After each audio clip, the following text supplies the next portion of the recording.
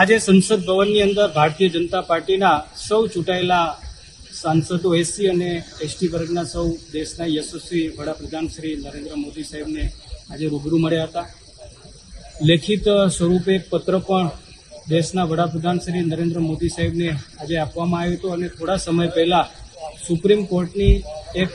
જજ સાહેબની પેનલે જે પોતાની રાય અને વિચાર એસસી એસટીના અનામત બાબતે, ક્રિમિનલ બાબતે જે રજૂ કર્યો હતો, જે બાબતે આજે સૌ સાંસદો દેશના વડાપ્રધાન શ્રી નરેન્દ્ર મોદી સાહેબને મળ્યા હતા અને એમાં સ્પષ્ટ